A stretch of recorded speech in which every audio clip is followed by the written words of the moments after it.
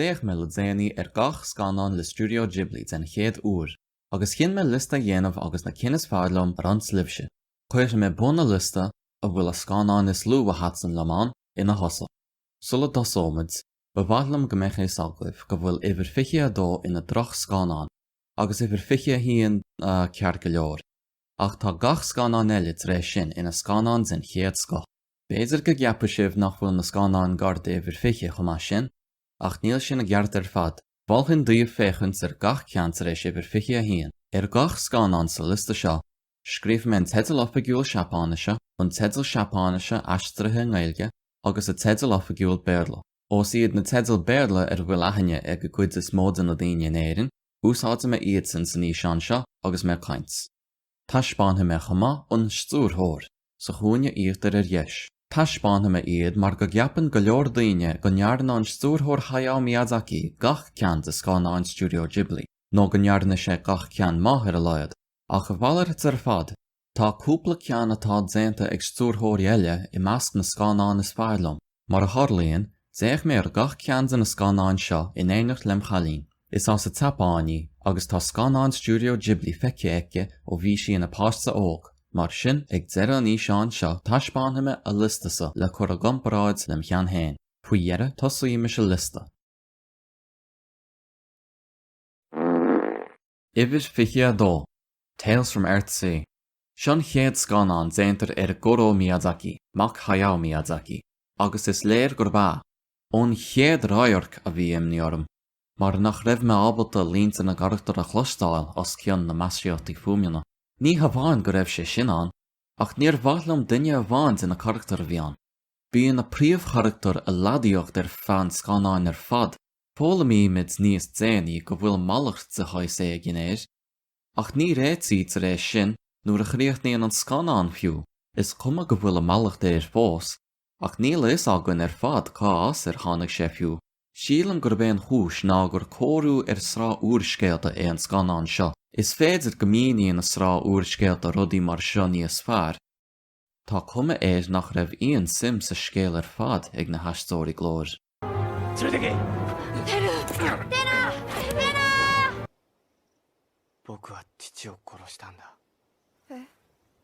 An charachtar a bháin a bhí rud beag ranmhar agus gur bhaithlam beagán ná an bithúnach úsáid.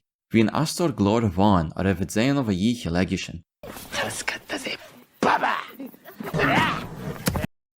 Well, I meet this girl on the subway and we fall in love in like a day. Idir fiche a híon, when Marnie was there. Ba Scannáin simúil é seo ar dús agus gan is agam chuna sa chríochnaíoch sé, ach i lár Scannáin tá sé fós dul léir cén sort scéal atá an, agus le fírinne rá dáir mé rud beag neamhhimúil an hana. Faoi dhearr, agus a Scannáin sa gníomh críochnathe, tugtar go han toban an freagra dúin, agus bhí sé beag an granmhar in áíre. Go toban dompáiltar ar an na síl tubaiste seo, agus ní éadach mé gan Jesus rá as ard. Rud a rinne me chalín gáire faoi agus í a féchans ar a Scannáin lom. Idir fiche, Howl's Moving Castle.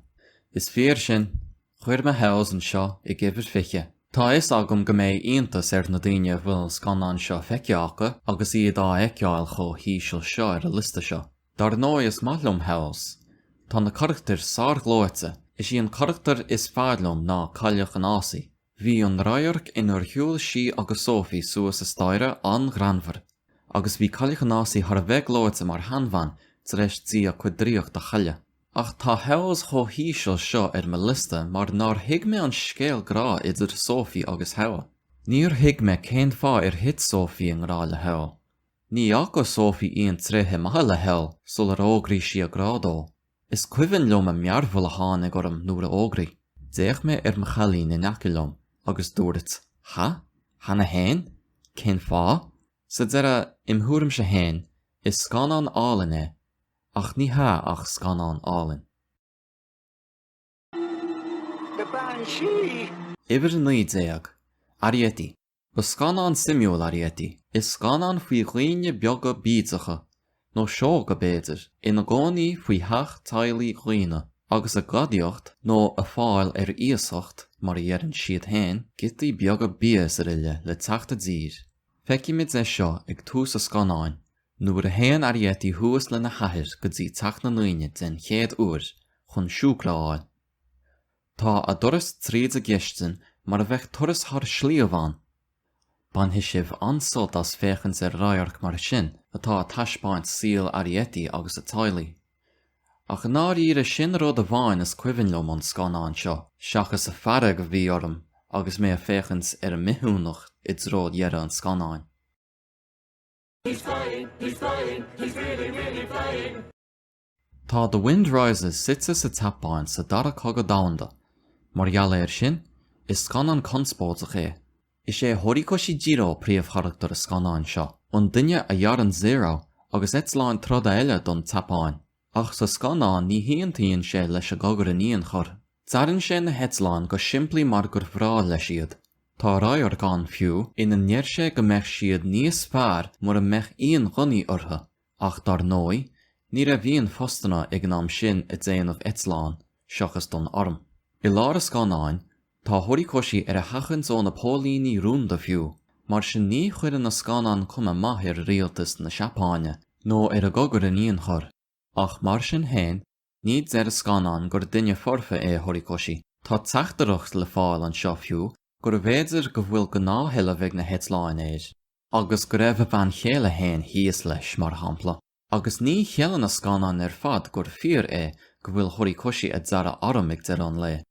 Nis, ní maithlamsa síla stúrthóra nó an scríomhnóra úsáid le Scannáin na analíisiú, ach is léir sa chás seo gur scéal é a bhainneann le Miyazaki héin a raibh cólacht ag aithir héin a rinne etsláin don tapáin sa dara cogadánda. Is brá le Miyazaki héin na hetláin chomh, agus mar sin tá siad le feiceáil ina Scannáin go minic. Ach is léir go bhfuil coghlann ina chrí, os rud é gur simbal saoirse iad na hetláin, ach ag an nám céanna is arma úsáid ar a gogur iad. Seo ná blena dhéalálann The Wind Rises, agus déanann sé seo Scannáin ansimúilte. Ibre seachtséach, Only Yesterday. Seo ceann na Scannáin le Studio Ghibli a bhfuil scór 100% aige as Rotten Tomatoes. Tá gá cheann eile an, rud a luatha me nuair a bhaintheamid amach iad.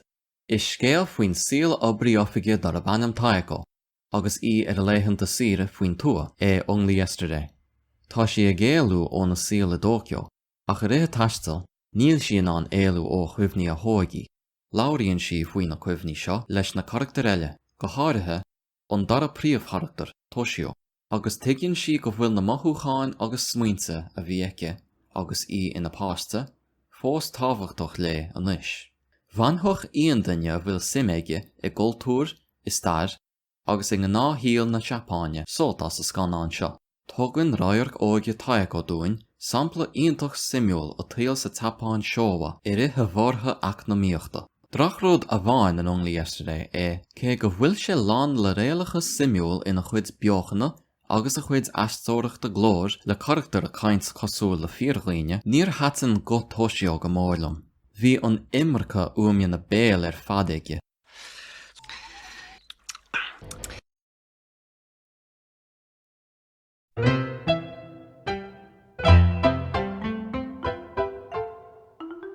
Ibre séadéag, Ocean Waves.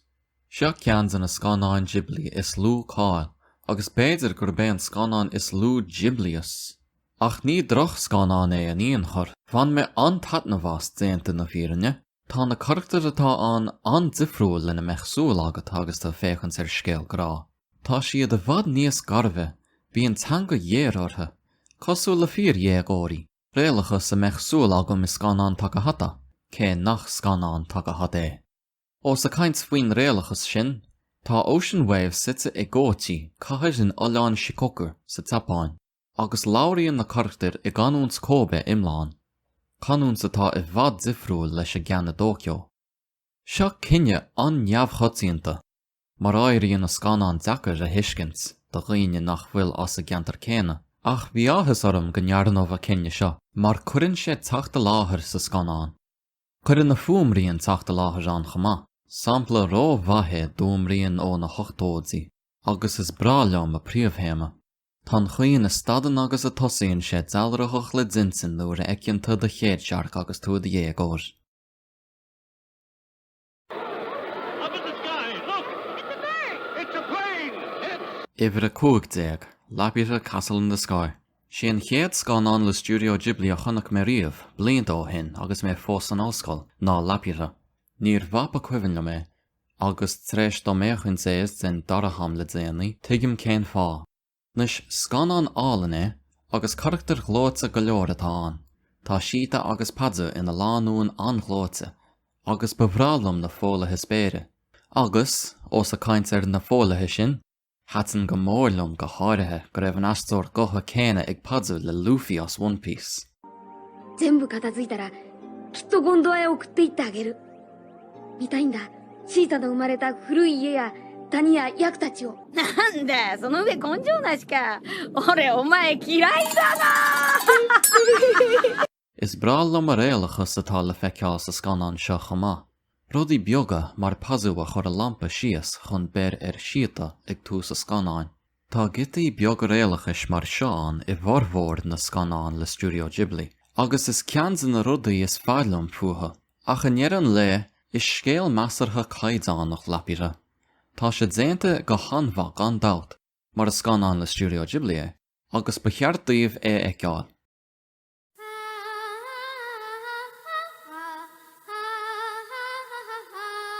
Iver a ceart déag, Náusacha of the Valley of the Wind.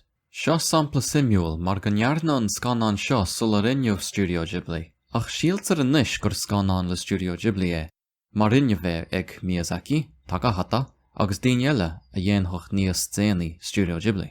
Scannáin iontach fad é Náusacha gan dat. Má se a deir sibh, cén fá nach bhfuil sé níos airde de lista. Well, thug me faoi deara agus mé scríomh an íseán seo go bhfuil Náusacha an chosú le Princess Mononoke, Scannáin eile a láróa me faoi níos déanaí sa lista seo.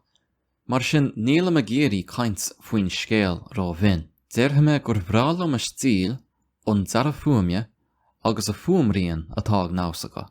Ar a gcuí chéanna le Ocean Waves tá atmosfér na nachtóidí láidirán san uamríon.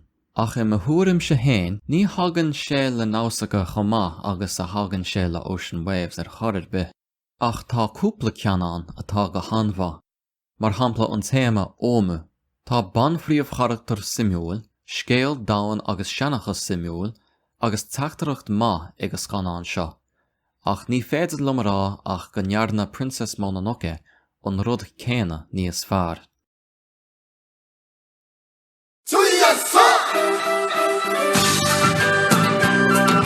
Iver a trí déag, Heisé tanuki ga sem, pompoko!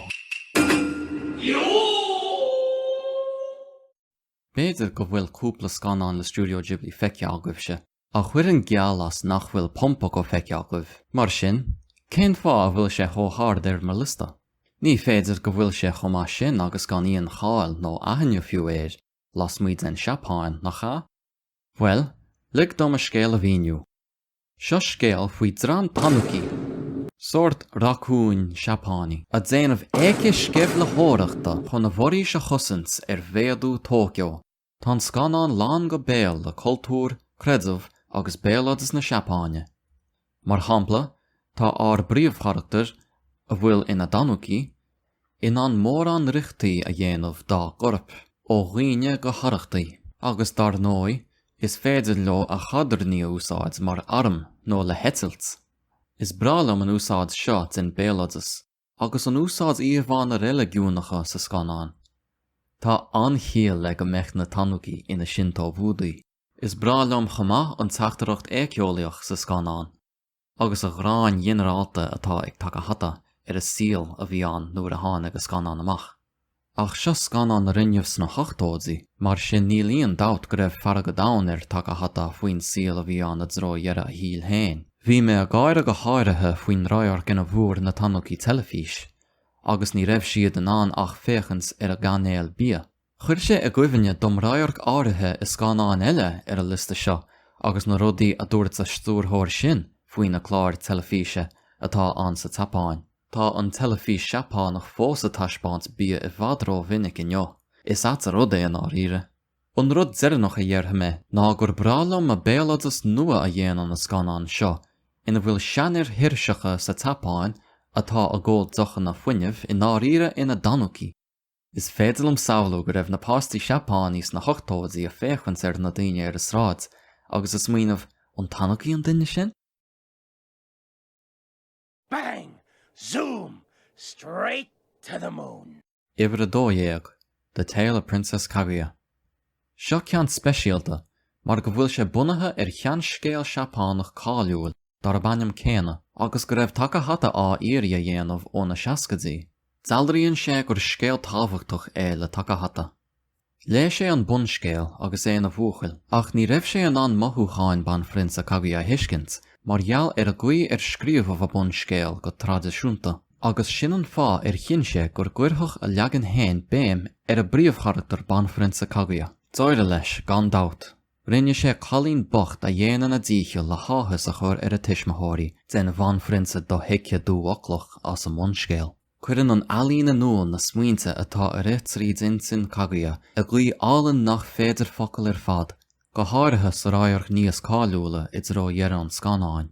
Ach le fírinne rá, ní cheapam gur dheachí a ceann seo I bhaimimearm go leor chun é a chur níos airde ar a lista seo ar chúiseat éigin. Níl man an míniú go má seachas gur bhuail lom a tathir go mór, agus níor thuig me go má a phríomhchablint ó béir bhí a millián, ach béidir go manthach maná níos mó soltas sin, mar gur thuig me chalín na chuid sin in scéal níos fearr, agus an áíre bhína si dom é, tréis dúin féchant ar a Scannáin. Béidir ba cheart dom féchant ar a Scannáin seo ríis. Fuiire, ba cheart dom lua gur bé seo an dar a Scannáin ar a lista seo a bhfuil scór 100 faoin 100 aige ar Rotten Tomatoes.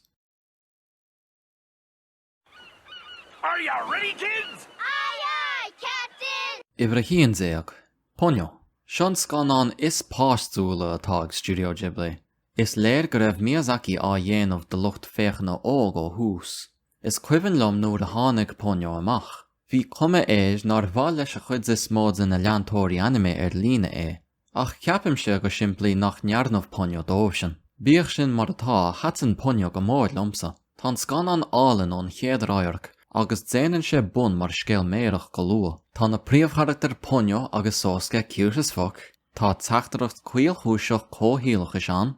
Tá foflata faoi hismathirí sósca an donna daoine fásta. Tá an príomhhéime go híontach, agus sa leagan béarla tá liom níos an aige, má táta a lorg Scannáin le feiceáil le do fástaí, mallam a Scannáin seo gan dát.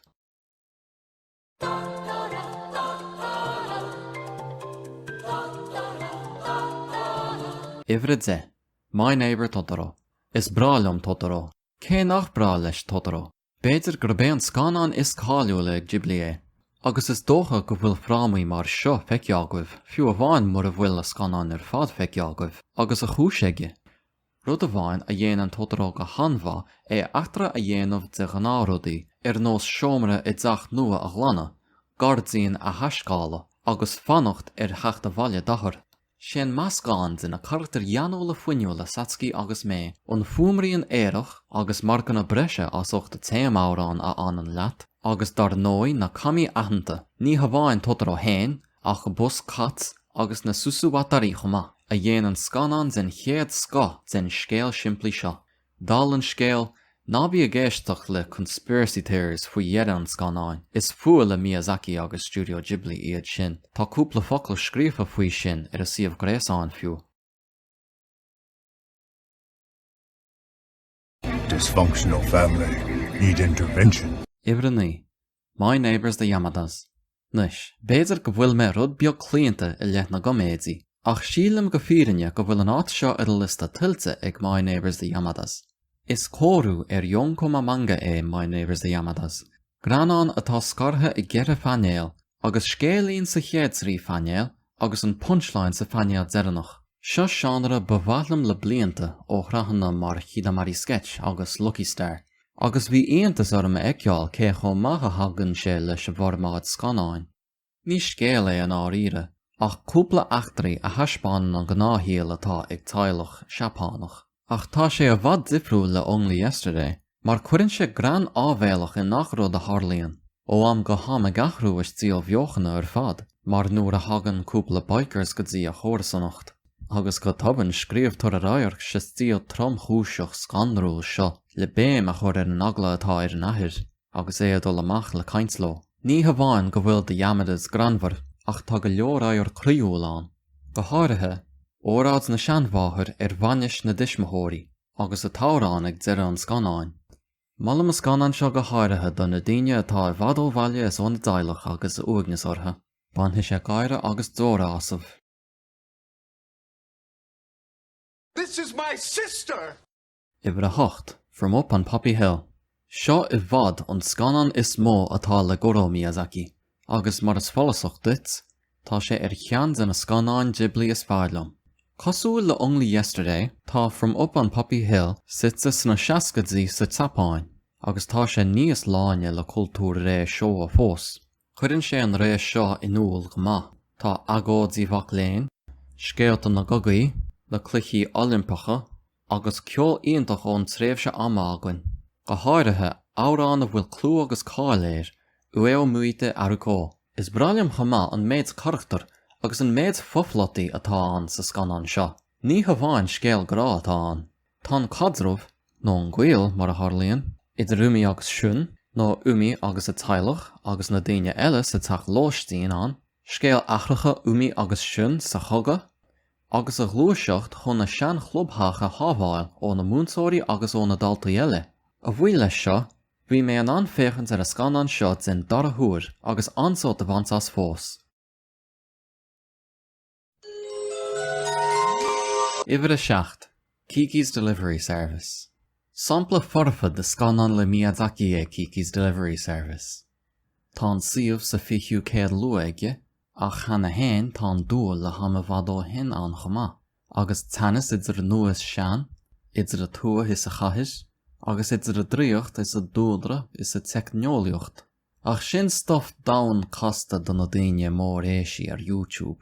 Sé an rud is tábhachtaí ná gur scéal deas íomhne faoi chailechóg agus í a fásús agus a fáil a háit hain I gcathair nua. Is simúil a rud é an chuí a ndéanann na Scannáin seo scéal a bhain de ghlach eachtraoine.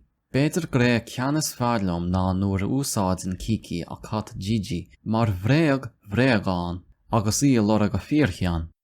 Fecinn Gigi madra an mhór agus ceapann sé go ninsíonn na madra é, ach mar tharlaíonn cosnaíonn sé go dtí fillíonn Kiki é. Is ráirc anglóta is an granmhar agus tá Kiki lán le ráirc dá le héad seo, dar nói tá orm a ráirc peóige a lua chomá. An ráirc is trámaí dá bhacat a riamh.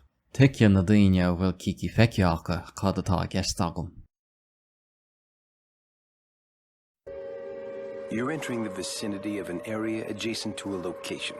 The kind of place where there might be a monster or some kind of weird mirror. These are just examples. It could also be something much better. Ibre a sé, Spirited Away.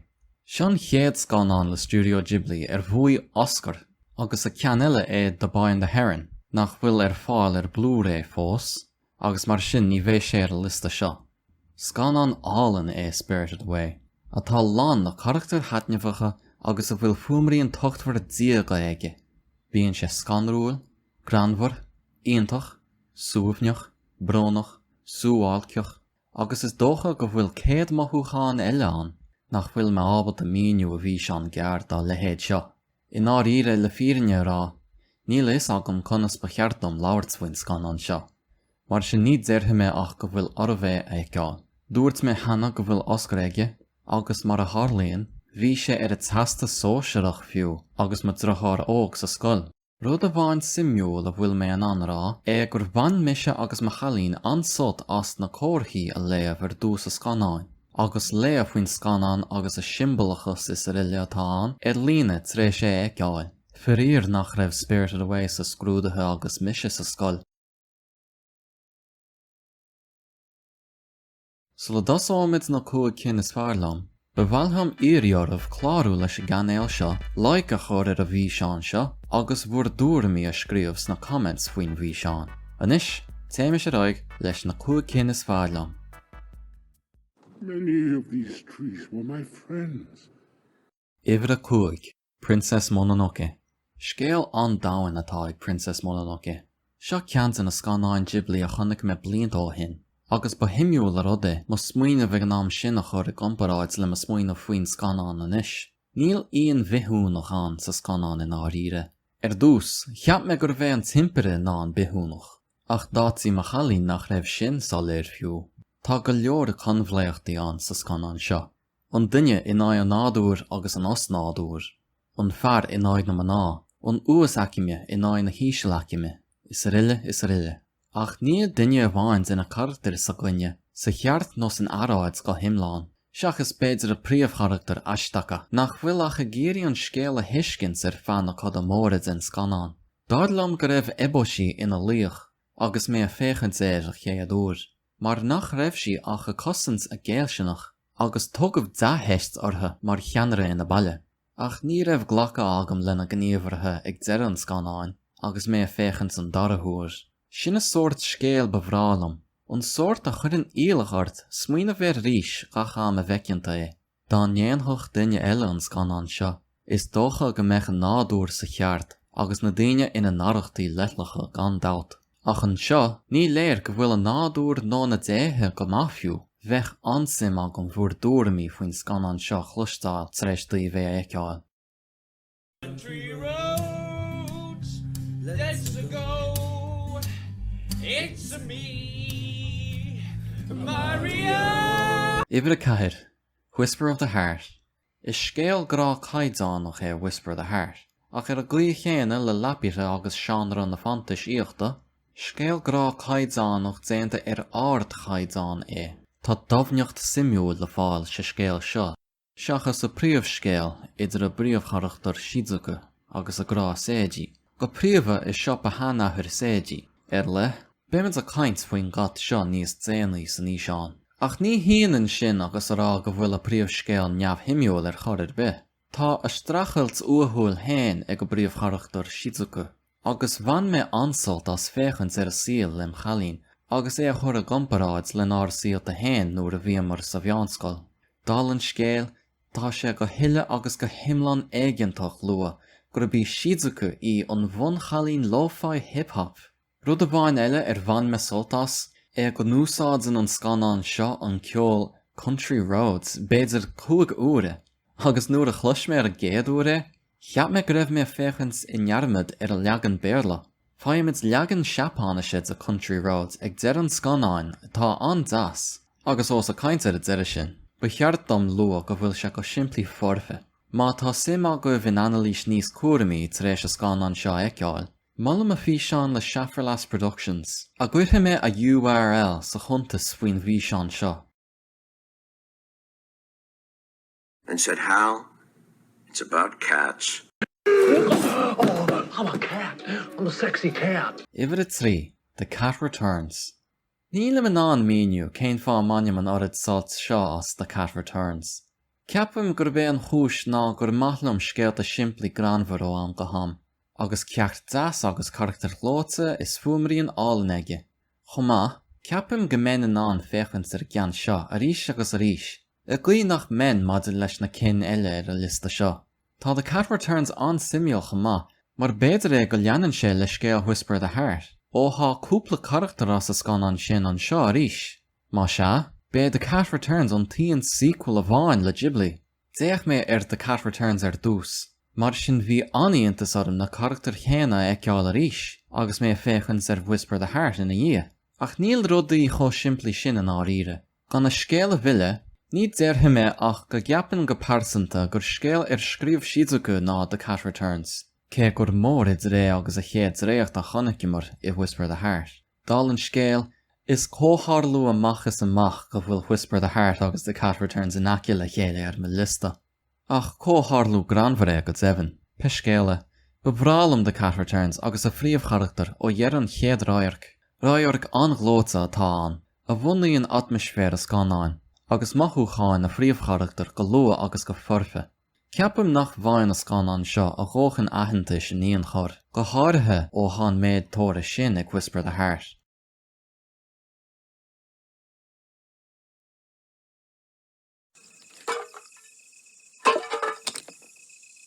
Ibre a dó, Grave of the Fireflies. Dinis mo chalín dom go bhéchan gach páiste sa tapáin scannán seo sa bhunscail, agus go bhfuil sé seo antrámach dóibh. Go deimhin, sean scannán a bháin go réach mé míon réir, agus í a fannacht sa seomra eile. Sin a cuacht atá agus scannán seo. Ig me héin a cuacht sin go lua. Bhí me gáil agus gan 5 nóméad feice agam, agus ní líon náire orm fad a bheith áadmháil sin. Ba an dheacar an scannán seo chuir me lista, mar ní hé aim a scannán seo go man fá soltas, ach stros agus brona churart, agus go gheapfá go cuaireamach faoin na rudaí atá á dhéanamh ag go bríomhcharaachtar séta. Seo fun fact díobh. Tháinig go scannán seo ag an am chéine le Totoro, agus bhí siad fáil I bictúir lena le chéile mar double feature. Níl aon doubt go raibh an áthas na páistí nuair a chríochnaí Grave of the Fireflies, agus bhí siad an an féchans Totoro lena scí a leagan tré sin. I nnéireann na scríbe, ní hamháin gur chuir me Grave of the Fireflies cho hard seo, mar gur chuir sé a gulme. Ná mar gur bhuain sé dom go bhfuil a cogadh go hulk, cé gur teachtareacht an tábhachtach é sin dar nói. Ach chomh maith bhíonn scéal níos simúla ná cheap me sular chonaic mé. Fuair mé amach go bhfuil a scéal bunaithe dír bheithisnéis.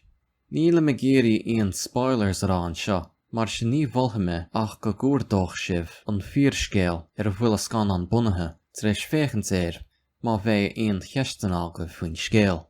Ba cheartaíomh smaoint an stúrthóra take hata faoin scannán agus a cheachtareacht a léamh chomh.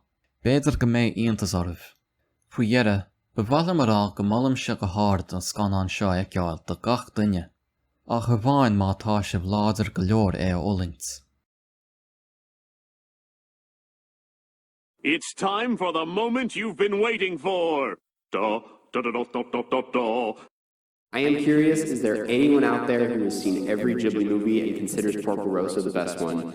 Does this person exist? I'm not judging. Does that person exist? Who is on the front lines for Porco Rosso? I'm very curious. Well, is mis an duine sin. Is mis an duine a chuirthe Porco Rosso bhar ma lista. Le fírinne rá, ní raibh me cinse faoin gcinne seo. Ach smaoine me cad é an chéad scannán ba bhailm féchans a ríis. Agus an sin bhí me cinse. Sé an scannán le Studio Ghibli is fearlam ná Porco Rosso. Tá gach rud sa scannán seo forfa, ón gceol go dtí na charachtar. Ón chéad ráarc, tuiginnta go hanlua cén sort scannán é seo. Ón gceol éireach aginta atá siúl cé go bhfuil fólatha spéire I gcinsaí longe. Seo scannán faoin bíolóta agus sealgara dulchairí Porco Rosso. A bhfuil malacht a chuir muice Is eachtar a coméid ag an dat, ach tá sé dahan chomh. Site san idáil idir an dá chulga damhanda, agus lán le téimí ón gua go feimineachas. Is banger gach líne, agus is brálam gach trach a bhuamraíonn. Scannán álann spríúil ba cheart do gach duine ag na fhiseán seo ag ceáil. Well, sin lista na scannán is fearlam le Studio Ghibli. Is dóilm go mé farragar chúpla leantóirí Ghibli a cúpla ráhanna lom. Ach ag dean le, brachan rudaí dá le héad seo go mór a nniúmar atá a duine agus iad a féchans na Scannáin. nó a scríomh lista mar seo, ba dheacar go deimhin an tóir a fiocha chun an íseán seo. Agus is féidir go himláán go mé aithintsan I gceann chúpla blianta agus mé a féchans an íseán seo ríis. Má tá aon dtuairimí agah se faoi ma lista, nó faoi Scannáin Studio Ghibli a gotainne. Scríomh iad faoin bhfíseán le bhardal. Ba bhrálam freagart agus caint níos mó faoi seo. Thóg sé I bhfad orm leis an íseán seo dhéanamh. Agus dar nói le gach ceant a Scannáin Studio Ghibli ag ceáil, ach anois agus gach ceant feice agam, agus a bhfíseán seo déanta agam. Tá uachnas uafásach dom bhuala, agus tá me bís fad ma smaointe agus ma bhothúcháin na Scannáin seo rant le daoine eile. Gur a míle maithagaibh as féchans agus slán libh.